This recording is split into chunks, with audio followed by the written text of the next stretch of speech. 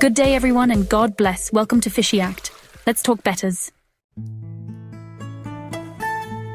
Bettas are stunningly gorgeous fish who make great pets since they are relatively easy to take care of. Some people may refer to this by using a technical concept known as hardy fish. At the same time, they also pack quite the personality.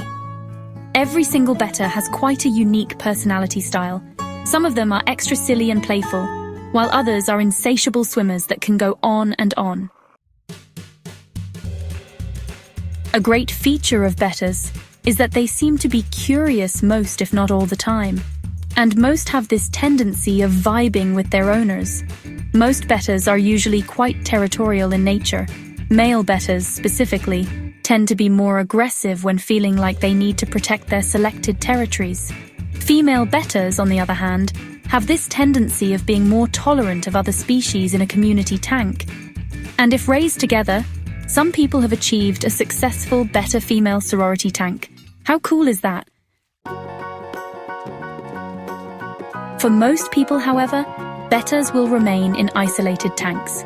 Just to clarify, you may end up getting a more aggressive female betta and a more chill male betta, as has happened to us before.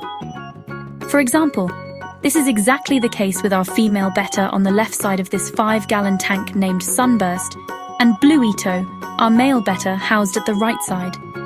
Blue Ito is kind of shy, chill and peaceful, while Sunburst is temperamental and very aggressive. We've tried both fishes individually in community tanks, in case you are wondering. If you were to decide to place a betta in a community tank, please consider giving them enough space in a tank to freely move around. Bettas love to be all over the tank as they like to explore their surroundings.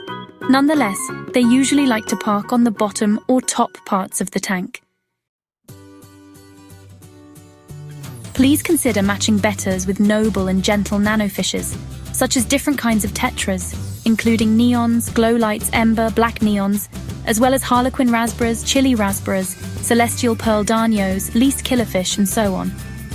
You may also want to consider some bottom dwellers such as pygmy corridorus, coolie loaches, or even an ottocynclis catfish.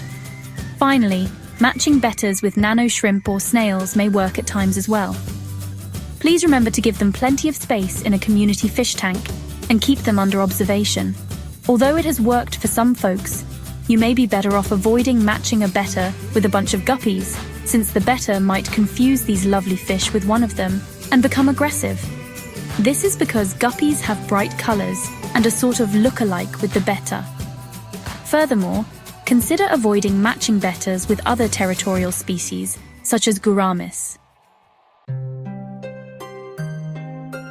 Bettas can be a very forgiving fish, but please keep an eye on the tank water parameters.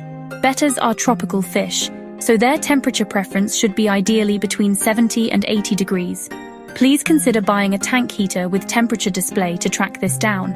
Moreover, bettas prefer a pH that oscillates between 6.5 and 7.5. Keep ammonia, nitrate, and nitrite levels low.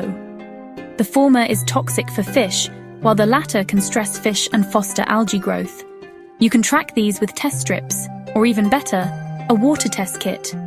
Please consider making regular water changes, and perhaps adding natural or artificial decoration for the betta to keep itself entertained.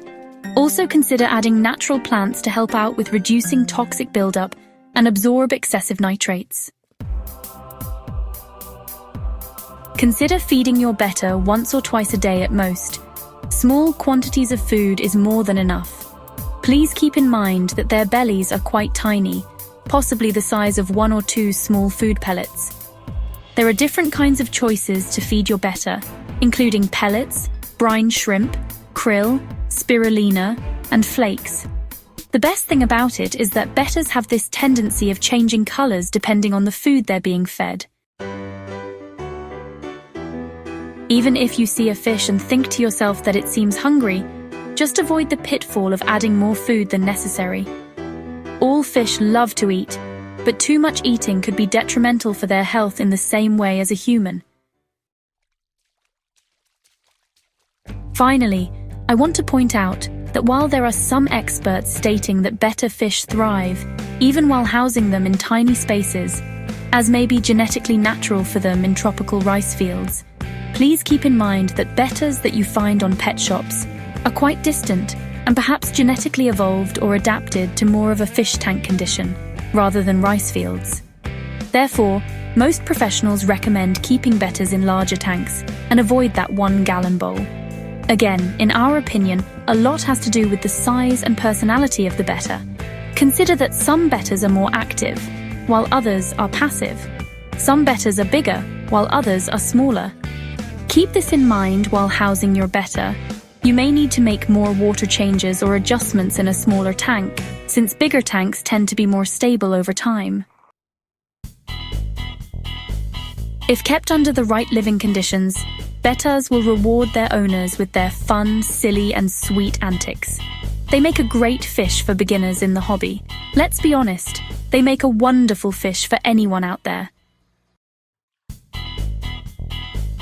We hope that this video was informative, useful, and entertaining for you.